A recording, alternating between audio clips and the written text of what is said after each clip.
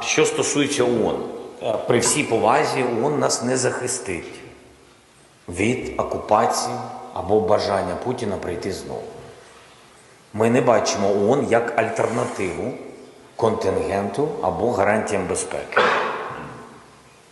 Ми підтримуємо розумні, логічні стосунки з Організацією Об'єднаних Націй. Я маю на увазі з представниками і генсеком тощо, але це не може бути, ООН не може бути альтернативою гарантіям безпеки.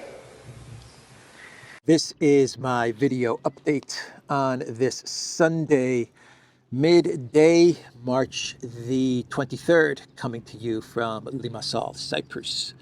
Let's talk about some news, and let's start things off with the negotiations that are starting up today in Saudi Arabia, and they will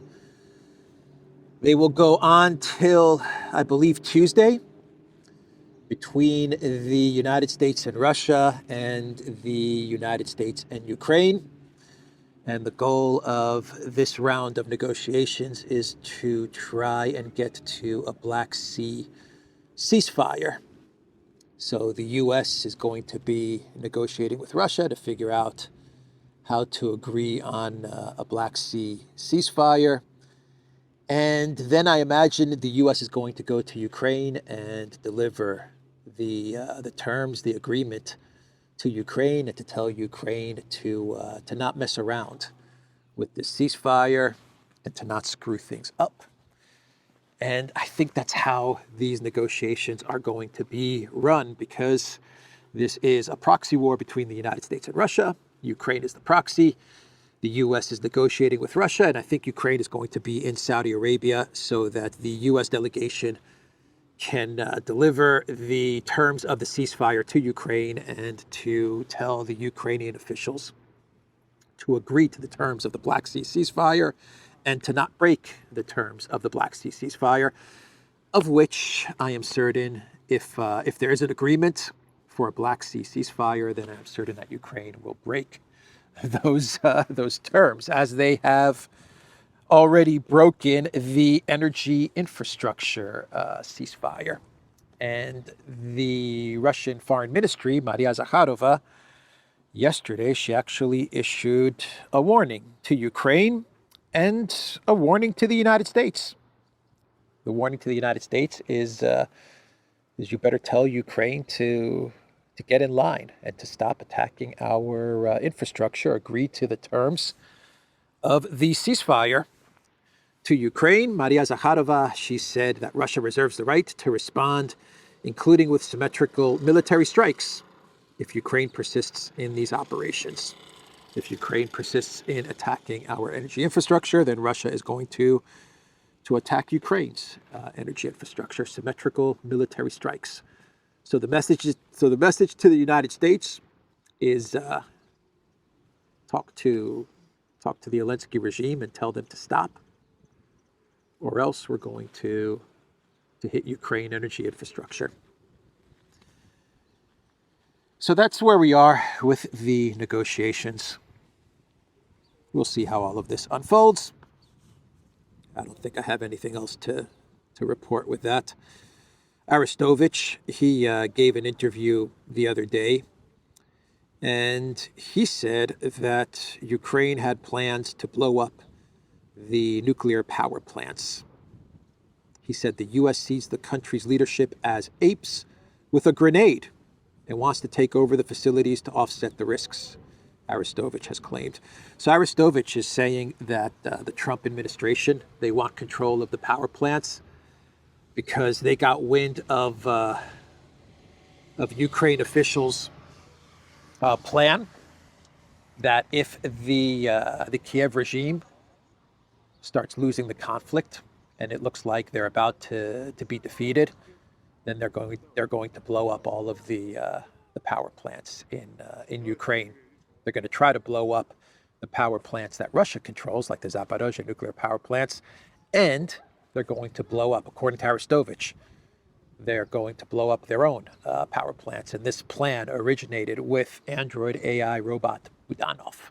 This is according to Arestovich. And so the Trump White House, the reason that they want to control the power plants is because they want to take away the grenades, as Arestovich describes it, from the Banderite crazies. Interesting statement from Arestovich. The Czech president, Pavel, he was giving an interview yesterday, and he said that Ukraine was never going to succeed in their 2023 super duper counteroffensive. The 2023 offensive that offended me and offended you and offended all of the people running in today's Limassol marathon, which should be wrapping up in the next hour or so. Yeah, that 2023 super duper counteroffensive. Pavel comes out and says, yeah, that thing was never going to work. 2 years later, he comes out and says, yeah, Ukraine was going to fail, and we knew it. We knew it, but we still encouraged them to go forward with the counteroffensive. What is crazy Pavel saying now? Let's see. The president of Czechia, of the Czech Republic, one-time communist official, now globalist president of the Czech Republic. Interesting transition for Pavel. He said, even before Ukraine started its big counteroffensive 2 years ago, it was not well equipped to really succeed, Pavel said. For a successful offensive, the military theory says that you need a ratio of at least 2, or preferably 5 to 1. At that time, the force ratio between Ukraine and Russia was still in favor of Russia, so it was quite obvious that the counteroffensive will not be successful in liberating all of the territories. Well, it didn't liberate any of the territories, Pavel. And if you knew that Ukraine was going to fail, then why did you encourage Zelensky to go forward with the 2023 counteroffensive? Ah, boy, Pavel. Pavel, the man who thought up the 1 million artillery shells for Ukraine and then scaled it down to 500,000 artillery shells. And then Ukraine only managed, or the European Union only managed to secure around 300,000 artillery shells for the Zelensky regime, most of which were ineffective duds that they paid a crapload of money for. This is the genius of Pavel. The former general argued that Kiev and its Western backers need to come to terms with the prospect that part of the territory of Ukraine is and will for some time be temporarily occupied by Russia. He stressed, however, that the EU should not recognize Crimea or the Donbas regions as Russian territory. Yeah, the EU, globalists, they're coming around to the position that the territories, the 4 oblasts and Crimea, they're going to be controlled by Russia, but temporarily. That's what they're saying. Temporarily, they're going to be controlled by Russia. One of these days, in the future, according to people like Pavel and the globalist political elite, the territories will come back under the control of Ukraine one of these days. That's the narrative that they are now pushing. So that's Pavel. Not the sharpest knife in the drawer, but an interesting admission nonetheless. Let's talk about Turkey. Today's going to be a short video. Today is going to be a short Sunday video. Let's talk about Turkey because it is now official. The mayor of Istanbul has formally been arrested. A Turkish court formally arrested the mayor of Istanbul and key rival to President Erdogan and ordered him jailed pending the outcome of a trial on corruption charges. There were protests yesterday in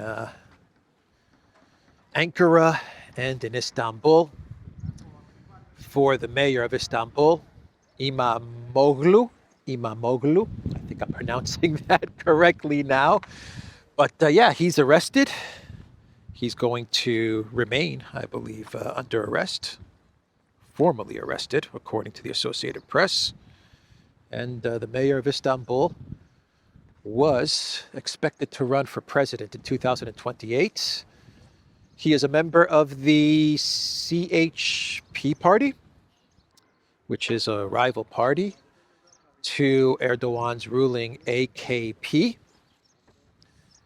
And Erdogan he pulled the trigger and said, this guy is going to, most likely, the way things stand, he is going to become the next president in 2028. So let me take care of this now. Let me get well ahead of a potential problem for my party and for myself to remain in power, and let me arrest Imamoglu in 2025. A good 3 years before the election, huh? Erdogan must feel very secure in his position to do this, to take this type of a political hit, because there are big protests which are taking place and a lot of very angry people in Turkey, especially in Istanbul. And so he probably felt that he's strong enough, his position is secure enough for him to arrest his rival. He's probably still very, very high on his successful coup and taking over of Syria, his coup of Assad and taking over of Syria. And so Erdogan said, well, I got Syria out of the way. I accomplished my goals in Syria, so let me start removing my presidential rivals. That Erdogan, I'm telling you, he's a pretty nasty guy. Turkey won't give in to street terrorism. That's what Erdogan said. Turkey will not give in to street terrorism. The president has denounced mass protests over the arrest of Istanbul mayor Ekrem İmamoğlu. The IOC, the Olympic Committee, has a new president. They have a new president, Christoforou. I believe she is, or she was, a two-time Olympic gold medal winner in swimming for Zimbabwe, if I'm not mistaken. Let me pull up the article. Christoforou is now the president of the International Olympic Committee. And why is this important? Yes, Zimbabwe, 2 gold medals for Zimbabwe, Olympic swimmer. Why is this important? This is important because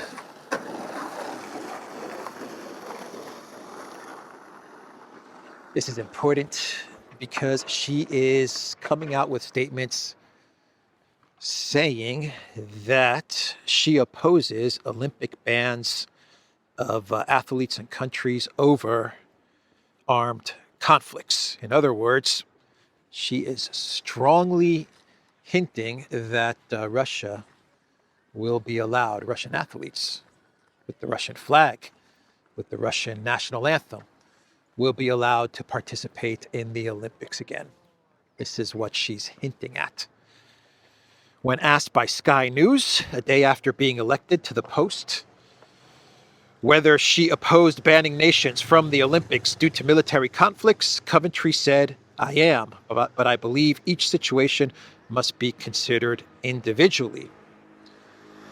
Asked about allowing the Russian national team to return to the Olympics in 2026, Coventry said, we're going to have that discussion with a collective group, as I'd said, with the task force. So she's going to put together a task force They're going to look at the case of Russia, and they're going to decide if Russia is going to be allowed to participate in the Olympics again. And I imagine the decision is going to be made by the United States. The United States, the Trump administration, ultimately will tell the IOC to either reinstate Russia or to not reinstate Russia. And if Russia is reinstated and allowed to compete in the Olympics, then I think that's a good sign. That means that the United States and the Trump administration is serious about normalizing relations with Russia. If Russia's not allowed to participate in the Olympics, then that's a bad sign. That is a bad sign. So that's that news story. And what else do I have for today on what is a quiet news day, kind of a quiet Sunday news day? Alexander was talking about the military situation in Ukraine yesterday in his video update. And he was talking about how Chasov Yar does look like it's going to be captured by the Russian military very soon. This has been an ongoing part of the conflict, Chasov Yar. We've known that the Russian military is eventually going to capture it, but the Zelensky regime in Syrsky, they keep on sending in reinforcements into Chasov Yar, trying to hold on to Chasov Yar for as long as they can, but it does look like the Russian military is finally about to take over Chasov Yar, which will be another huge defeat for the Zelensky regime. Should we do some clown worlds or something? Is this a clown world? FBI's weekend homework: redact the Epstein files. Is that a clown world that the FBI is going to redact the Epstein files? I thought they redacted the Epstein files. I thought they released the Epstein files. I don't know. I'm losing track of all of these files and documents that they're releasing. Oh, I know what they released. Bondi released the Epstein files that had already been released 2 years ago, the flight logs and phone books and stuff like that. Information that we already had. She released that stuff. We'll see what they release this time around. Oh my God. Those Epstein files. You better start redacting those Epstein files. Start redacting the juicy information that everyone wants to know. So, the security clearances, oh my God, the security clearances of Harris, Clinton, and the Biden family has been officially revoked by the Trump administration. Access for these individuals to classified information is no longer in the national interest, the U.S. president has said. So it's official. Hillary, Bill, Kamala, the Biden family, they will no longer have access to classified info. Their security clearance revoked. I wonder if Kamala Harris ever understood the security clearance. I wonder if Bidenopolis ever understood the security clearance, the documents that he was given access to. If he ever read those documents, who knows? So, Pete Hegseth put out an X poll yesterday, and he put out the question: better name, have my thoughts, welcome yours. Department of Defense or Department of War? That was the question. What's a better name for the Pentagon? Department of Defense or Department of War? At the time of recording this video, Department of War has 54% and Department of Defense has 46%. Department of War looks like that's going to be the new name of the Pentagon, of the Department of Defense. Is going to become Department of War. It used to be called the Department of War. So it'll probably revert back to the Department of War. Which, if we are being honest, I guess, if we're being honest, it really is what the Pentagon is all about, isn't it? It's not really about defense. It is about war. It should be about defense. That's what it should be about.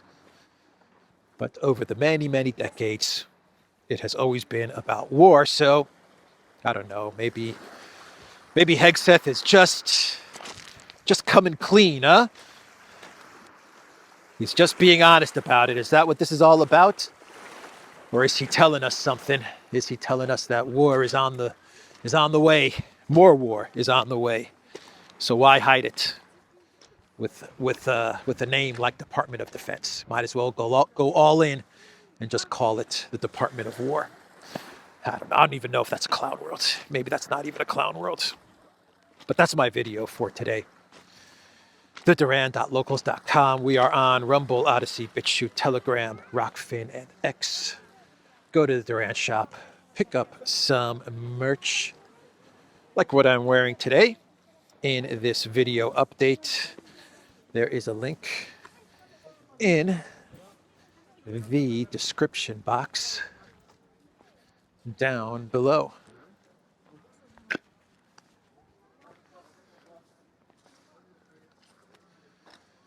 Not many runners left, huh?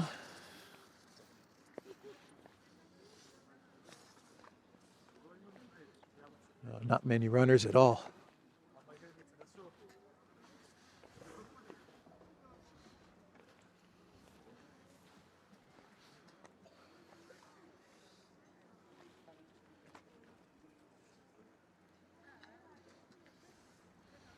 Take care.